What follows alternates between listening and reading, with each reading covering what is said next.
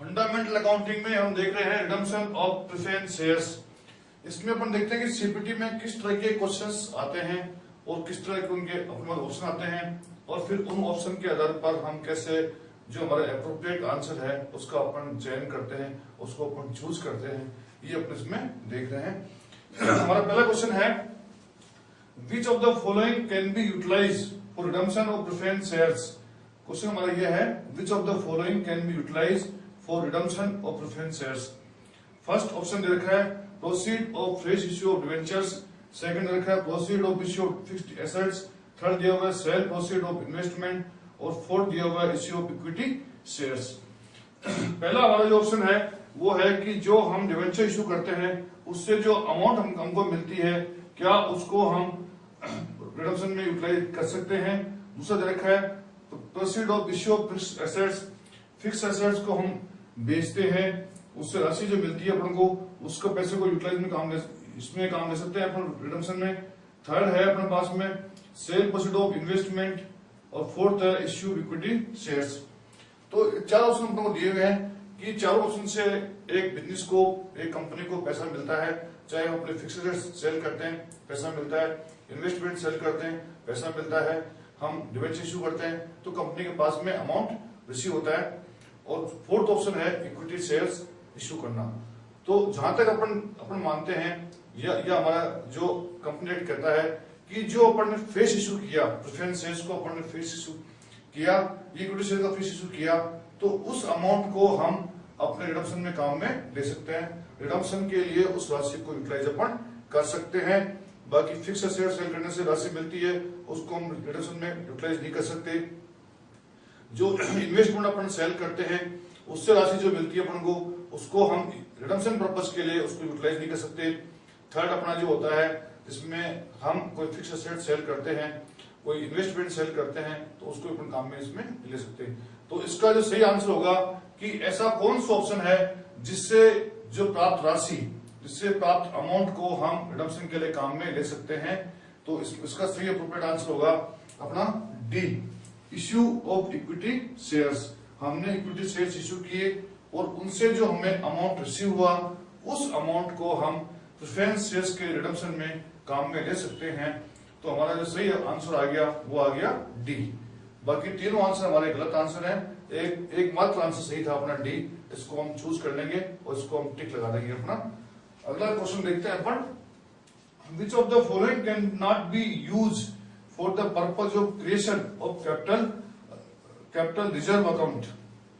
Capital reserve account जैसे कि अपन मानते हैं कि कैपिटल रिडम्पशन रिजर्व जो अपना बनता है उसके लिए हम कौन से अमाउंट को यूज में ले सकते हैं, कौन से अमाउंट को यूज में अपन नहीं ले सकते।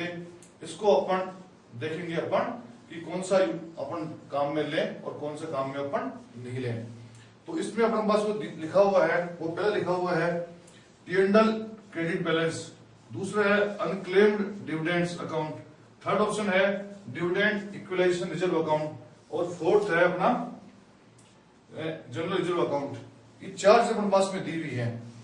तो हम जब कैपिटल रिजर्व अकाउंट बनाते हैं तो रिडम्पशन रिजर्व अकाउंट में हम जो काम में ले सकते हैं वो केवल है उसको अपन कह सकते हैं कि ये अपने पास में जो पहला ऑप्शन है P&L अकाउंट का क्रेडिट बैलेंस, इसको हम काम में ले सकते हैं।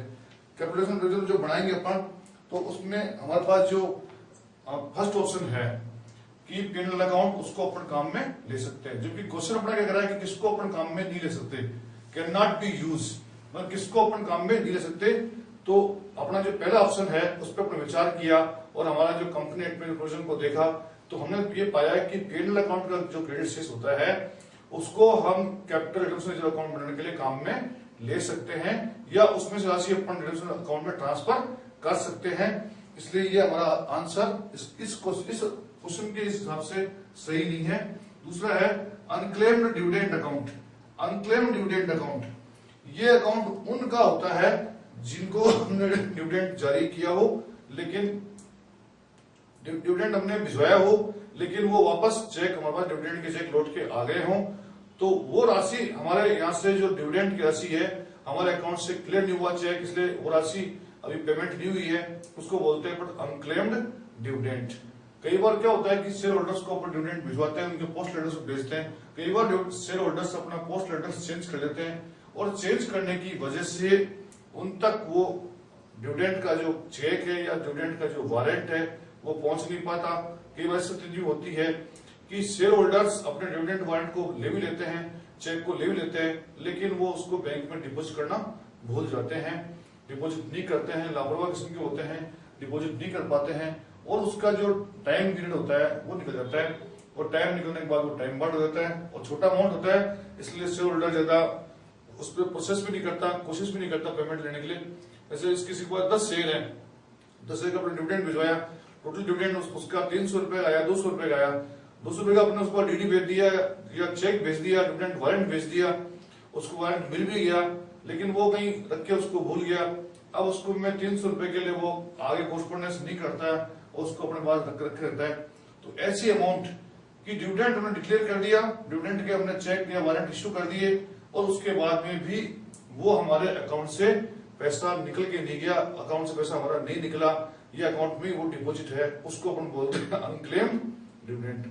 एक निश्चित अवधि के बाद में जब वो मैच्योर, जब उन चेकों की जो टाइम पीरियड पूरा हो जाएगा, जनरली चेक के 6 मंथ होता है, डिविडेंड वारंट 3 मंथ के लिए होते हैं, तो जब वो टाइम निकल जाएगा उसके बाद में उस अमाउंट को हम एक अलग अकाउंट में डाल देते हैं, उसको बोलते हैं अनक्लेम्ड डिविडेंड। क्योंकि ना तो उनपे कोई अब क्लेम कर रहा, ना उसकी अवधि बढ़ाने के लिए कोई अपने पास में कोई रिक्वेस्ट आ रही है, तो वो राशि जो डिविडेंड रूप में हमने बांटी थी उसको अपने चेक भिजवाए थे, लेकिन हमारे खाते से वो निकल के नहीं गई या अभी तक जो शेयर होल्डर्स को प्राप्त नहीं हुई है, तो उसको हम बोलते हैं अनक्लेम्ड डिविडेंड अकाउंट, उसको अनक्लेम्ड अकाउंट में डाल देते हैं।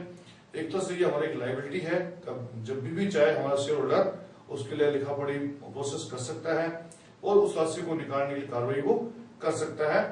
तो ये जो राशि हमारी है, ये हमारी कंपनी का प्रॉफिट नहीं है, ये कंपनी की लायबिलिटीज है। कंपनी अपने प्रॉफिट के पार्ट को प्रॉफिट रूप में राशि रखी है, उसको तो कैपिटल रिजर्व बनाने के लिए काम में ले सकता है, लेकिन चूंकि लायबिलिटी है इसको काम में नहीं ले सकता। तो अपना जो एप्रोप्रिएट आंसर है वो अपना बी आंसर है, अनक्लेम्ड डिविडेंड अकाउंट। बाकी के भी अपन जो ऑप्शन है उन पर विचार कर लेते हैं। बाकी थर्ड ऑप्शन अपना है डिविडेंड इक्वलाइजेशन रिजर्व अकाउंट। ये भी हमारा जो रिजर्व अकाउंट है, डिविडेंड इक्वलाइजेशन रिजर्व अकाउंट हमारा है, इसको भी हम रिडम्पशन के लिए काम में ले सकते हैं, ये भी रिडम्पशन के काम में आ सकता है। तो ये अपना इसके बारे में बताया, जनरल रिजर्व को अपन काम में लेते ही है। तो इस जो सेकंड में क्वेश्चन अपना है, जिसमें क्वेश्चन अपना है which of the following can not be use for purpose of creation of capital redemption reserve account, तो इसका सही आंसर होगा अपना अनक्लेम्ड डिविडेंड। अनक्लेम्ड डिविडेंड की राशि को हम अपने कैपिटल रिजर्व अकाउंट बनाने में काम में नहीं ले सकते, तो सही आंसर इसका होगा हमारा बी। अपन थर्ड देखते हैं, question number third, which of the following statement is false. हमको कुछ स्टेटमेंट दिए हुए हैं, इनमें से कौन सा स्टेटमेंट हमारा फॉल्स है, कौन सा स्टेटमेंट हमारा गलत है। तो पहला स्टेटमेंट है a company can redeem its preference shares. एक कंपनी अपने प्रेफरेंस शेयर्स को रिडम्पशन कर सकती है, रिडीम कर सकती है। तो ये स्टेटमेंट अपने आप में क्या है, सही है, ये सही स्टेटमेंट है, फॉल्स स्टेटमेंट नहीं है, क्योंकि कंपनी अपने प्रेफरेंस शेयर्स का रिडम्पशन कर सकती है, रिडीम उनको कर सकती है। तो ये अपना ट्रू स्टेटमेंट है, सही स्टेटमेंट है। सेकंड अपने पास में है preference share holders are creditor of company. Preference share holders company के क्रेडिटर होते हैं, ऐसा नहीं होता, क्योंकि प्रेफरेंस शेयर होल्डर भी कंपनी के ओनर होते हैं, ये भी कंपनी के ओनर हैं, केवल लेनदार नहीं है, ये ओनर है कंपनी के। इसलिए ये स्टेटमेंट हमारा फॉल्स है, क्योंकि प्रेफरेंस शेयर होल्डर भी कंपनी के ओनर होते हैं, उनके पास भी शेयर होता है। ये अलग बात होती है कि उनके शेयर्स पर डिविडेंड की रेट होती है वो फिक्स होती है, लेकिन ये कंपनी के ओनर होते हैं, ना कि कंपनी के क्रेडिटर होते हैं। तो ये हमारा स्टेटमेंट अपना आप में फॉल्स स्टेटमेंट है। तो इस क्वेश्चन का सही आंसर है वो यही है, बी, प्रेफरेंस शेयर्स होल्डर्स और क्रेडिटर्स ऑफ कंपनी। ये हमारा फॉल्स स्टेटमेंट है। ये थर्ड अपने पास दिया हुआ है capital redemption reserve can be utilized for issuing bonus shares. अगर कैपिटल रिजर्व में कोई राशि बची हुई है, उस बची राशि का हम क्या यूटिलाइज करेंगे। एक बार हमने कैपिटल रिजर्व बना दिया, रिजर्व बनाने के बाद में हमने प्रेफरेंस शेयर्स को रिडम्पशन कर लिया। अब वो एक रिजर्व जो बना हमारे पास में, वो रिजर्व हमारे बैलेंस शीट में शो होता रहेगा।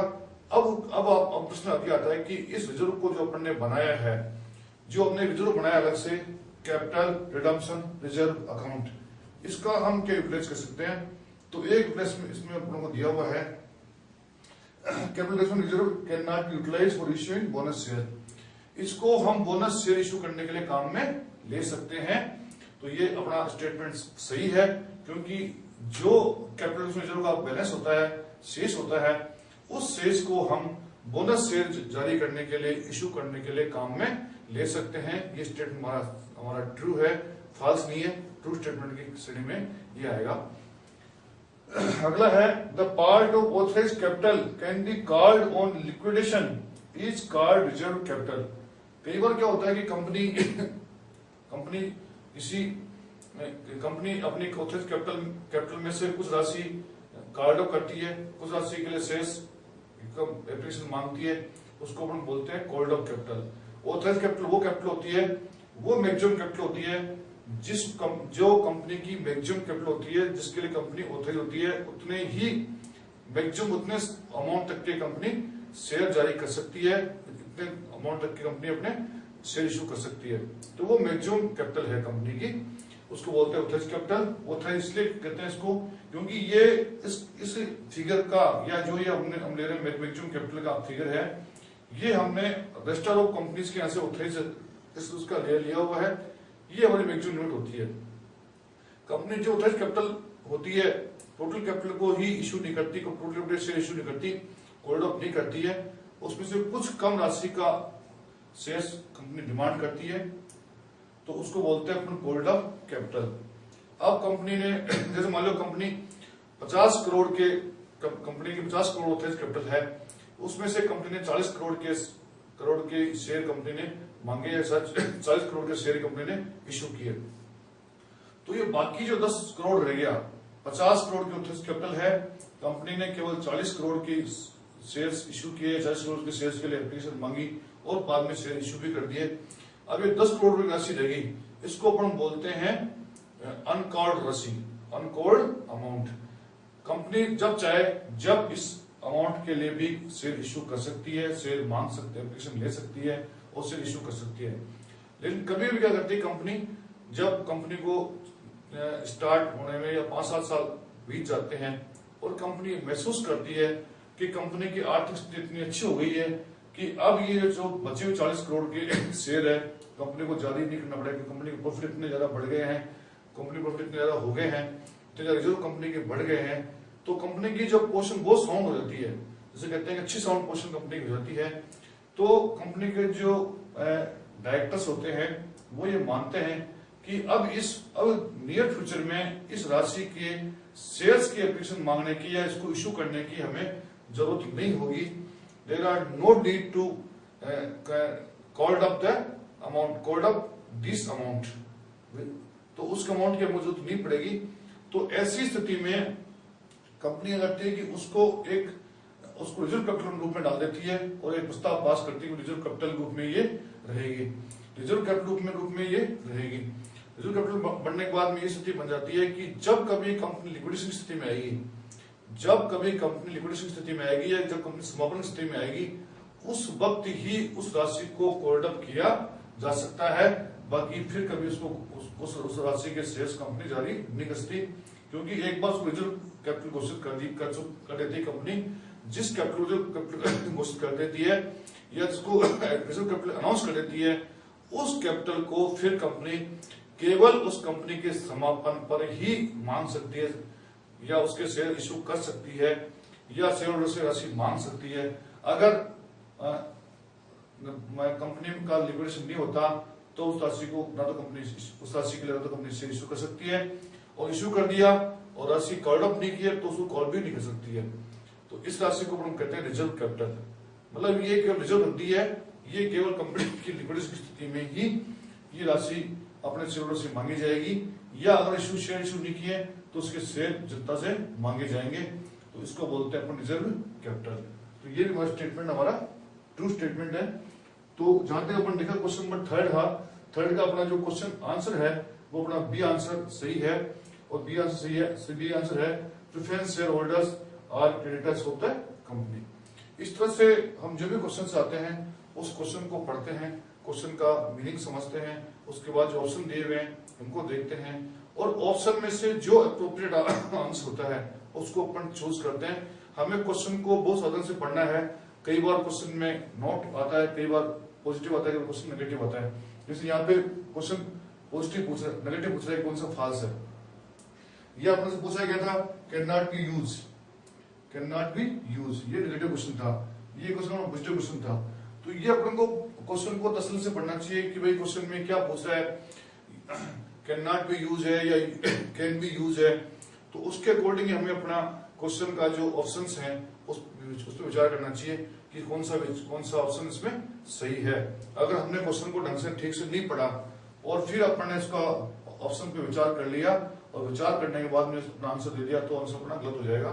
इसलिए हर एक क्वेश्चन को अपन को पहले ढंग से पढ़ना है और क्या पूछना चाह रहा है, क्या उसका पॉइंट क्या है, मेन पॉइंट क्या है उसका पूछने का, उस पॉइंट को देखते हुए फिर हमें अपने कंपनी एक्ट के प्रोविजन के अकॉर्डिंग जो कंपनी के प्रोविजन अपन ने पढ़े हैं कि कंपनी एक्ट में क्या दिया हुआ है उस प्रोविजन को ध्यान रखते हुए उसके बाद में फिर अपन को क्वेश्चन का आंसर देना है।